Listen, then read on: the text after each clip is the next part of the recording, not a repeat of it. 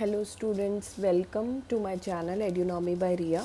तो आज हम एक बहुत important topic nationalism in Europe का कवर करेंगे, Greek war of independence. Generally जो ये क्वेश्चन है आपको वो 3 मार्क्स में या 4 मार्क्स में आ जाता है। ग्रीक वॉर ऑफ इंडिपेंडेंस ज़रूर आ जाता है पेपर के अंदर। वैसे भी अभी आपने PT1 then PT2 then you have pre boards also, ठीक है। तो काफ़ी लॉन्ग जर्नी है, तो आप सिर्फ ये सोच के मत प्रिपरेशन करो कि आपको बोर्ड के लिए करना है।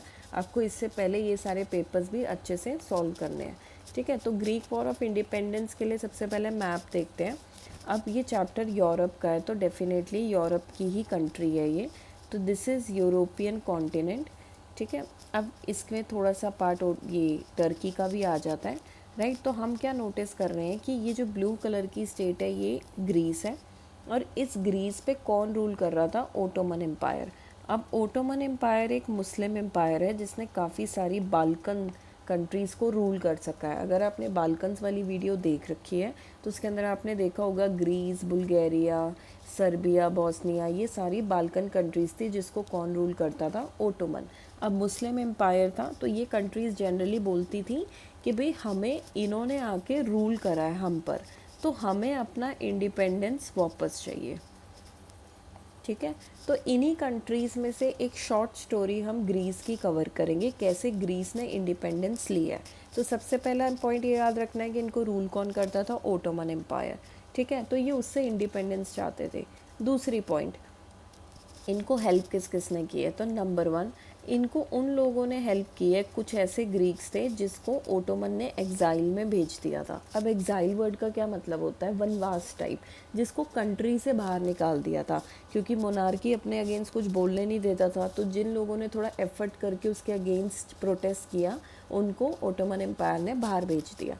तो उन लोगों ने आउट ऑफ ग्रीस बाहर जाकर हेल्प करी, कुछ ग्रीस में फंड्स दिए, पैसे दिए अगेंस्ट ओटोमन एम्पायर। दूसरा उनकी जो हेल्प करी है वो वेस्ट यूरोपियंस ने करी है। अब वेस्ट यूरोपियंस अगर देखोगे तो अगर मैं इसी को ही यूरोप का मैप से आपको शो करूँ तो नॉर्थ, साउथ, ईस्ट, वेस्ट, तो यहाँ जो waste European countries for example France है, जर्मनी है, इन्होंने भी कहीं ना कहीं सपोर्ट दिखाया ग्रीक्स के लिए। क्यों? क्योंकि उनको सिंपथी थी कि भाई इनका जो एक्चुअल कल्चर है वो कहीं ना कहीं लॉस्ट हो रहा है, क्योंकि जिस कल्चर को ये बिलोंग करते हैं उससे बहुत ऑपोजिट कल्चर का इनका रूलर है मुस्लिम एम्पायर, ठीक है। तो उन्होंने भी हेल्प करी। थर्ड, काफ़ी सारे आर्टिस्ट हो गए या पोएट्स हो गए, उन्होंने भी अपने काम को सेल आउट करके फंड्स कलेक्ट करे, ठीक है। फंड्स कलेक्ट करें और फिर उनको सपोर्ट करा ग्रीक्स को, जिसमें आप एक एग्जांपल लॉर्ड बायरन का आंसर के अंदर दोगे, ठीक है। इसके सारे नोट्स अभी मैं दिखा दूंगी, आप वीडियो को पॉज करके वो नोट्स लिख सकते हो। वो डायरेक्ट NCERT का सिंप्लीफाइड वर्जन है। तो फिर लास्ट में क्या होता है, ग्रीस कहीं ना कहीं सक्सेसफुल रहता है और इन्होंने लास्ट में ट्रीटी ऑफ कॉन्स्टेंटिनोपल साइन करी थी, ठीक है, 1832 में। तो ये लड़ाई शुरू कहीं ना कहीं 1821 में हुई है बट ख़त्म होगी 1832 के अंदर। तो ये शॉर्ट स्टोरी है। शॉर्ट स्टोरी में बस इतना समझना है कि ग्रीस के ऊपर रूल मुस्लिम एम्पायर कर रहा था, उनको इंडिपेंडेंस चाहिए था। चलो लास्ट में इसको रिवाइज कर देंगे, पहले इसकी करेक्ट लाइंस चेक कर लो। Greece was a part of Ottoman empire, this is done. Greeks को इंडिपेंडेंस चाहिए था इस मुस्लिम एम्पायर से, तो ये कब शुरू हुआ? 1821 में। तो अब इनको सपोर्ट कहाँ से मिला? नंबर 1, कुछ ऐसे ग्रीक्स थे जो ऑलरेडी एग्जाइल में थे, जो राजा ने बाहर भेज रखे थे, उन्होंने बाहर से सपोर्ट किया। नंबर 2, कुछ वेस्ट यूरोपियन कंट्रीज़ थी जिनको सिंपथी थी कि भाई ग्रीक का जो ओरिजिनल कल्चर है वो कहीं ना कहीं लूज आउट हो रहा है। थर्ड सपोर्ट इनको पोएट्स और आर्टिस्ट से मिला। अच्छा, पोएट और आर्टिस्ट ग्रीस को क्या बोलते थे? क्रैडल ऑफ यूरोपियन सिविलाइजेशन, ठीक है। क्रैडल का मतलब is like a toy for that baby.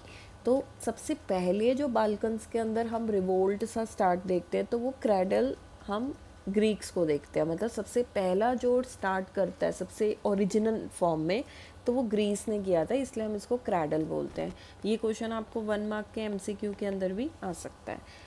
Artist poets ने एक तो पैसा इकट्ठा करा, दूसरा पब्लिक ओपिनियन को मोबिलाइज़ किया। मोबिलाइज़ मतलब कि उसको इकट्ठा किया, सपोर्ट करा कि हाँ लोगों को भी, हर लोगों के दिमाग को इन्फ्लुएंस किया कि हमें तो इंडिपेंडेंस चाहिए। अब इसके अंदर एक पोएट का आप मेंशन करोगे, लॉर्ड बायरन। पैसे ऑर्गेनाइज करे, वो वॉर में लड़ने भी गया बट फीवर से उसकी डेथ हो गई। फाइनली ग्रीस की ट्रीटी क्या होती है, ट्रीटी ऑफ कॉन्स्टेंटिनोपल 1832। तो यहाँ जो 1 मार्क का क्वेश्चन इस ट्रीटी का बन सकता है या क्रैडल ऑफ यूरोपियन सिविलाइजेशन बन सकता है। ठीक है, दैट्स इट। ये तो ख़त्म ही हो गया कंसेप्ट। तो बहुत शॉर्ट स्टोरीज़ है पूरे यूरोप चैप्टर के अंदर। अब इसके हम फटाफट से एक वेब चार्ट बना लेते हैं। तो जो बच्चे पूरे नोट्स लिखना चाहते हैं वो पॉज करके लिख लो, और जो सिर्फ वेब चार्ट लेना चाहते हैं तो वो अब बनाना स्टार्ट कर सकते हो। ग्रीस, सबसे पहले आप ये लिखोगे कि इसको रूल कौन करता था, ओटोमन एम्पायर। ठीक है, तो ओटोमन एम्पायर के ही अगेंस्ट इनको क्या चाहिए था, इंडिपेंडेंस चाहिए था। कब से स्टार्ट हो रहा है ये, 1821 में हो रहा है। ठीक है, इनको सपोर्ट करने कौन आया, सपोर्ट करने नंबर 1 एग्जाइल्ड ग्रीक्स जो ऑलरेडी एग्जाइल में थे वो, नंबर 2 इनकी हेल्प वेस्ट यूरोपियंस ने करी है क्योंकि उनको थोड़ी सिंपैथी थी इनके कल्चर के लिए, और जो थर्ड हेल्प है वो इनको आर्टिस्ट और पोएट्स ने करी है। अब एक आर्टिस्ट और पोएट का नाम हम यहीं पे मेंशन कर देते हैं, लॉर्ड बायरन। ठीक है, यहाँ पे आप एक नाम लिखोगे कि इसको क्रैडल ऑफ यूरोपियन सिविलाइजेशन भी बोला गया है, अलग से लिख लो। ठीक है, और एट लास्ट आप ये लिखोगे कि जो इसकी ट्रीटी हुई थी वो ट्रीटी ऑफ पहले लिखो कॉन्स्टेंट इनो पोल। ठीक है, ये मैंने डैश करके इसलिए सिखाया था कि आप स्पेलिंग लर्न कर लो, कॉन्स्टेंटिनोपोल 1832। तो यहाँ पे आपके 1 मार्क वाले क्वेश्चन भी कवर हो गए और कहीं ना कहीं आपको स्टोरी भी समझ आ गई है। आप चाहो तो इसका स्क्रीनशॉट ले लो वीडियो का, या फिर बेस्ट है बेटा कि आप अपने आप खुद नोट्स बना रहे हो। मैं हमेशा बोलती हूँ कि जब भी आप वीडियो देख रहे हो एक साथ में अपनी नोटबुक बनाओ जिसके अंदर आप वेब चार्ट, क्वेश्चन क्या इंपॉर्टेंट है, 1 मार्क 3 मार्क ये सारे आप कवर कर लो। ठीक है, स्टिल अगर आपका कोई टॉपिक में और सोशल साइंस के डाउट है तो आप कमेंट सेक्शन पे लिख सकते हो। I will try to explain it to you. Thanks for watching the video and please like, share and subscribe the video. Thank you so much.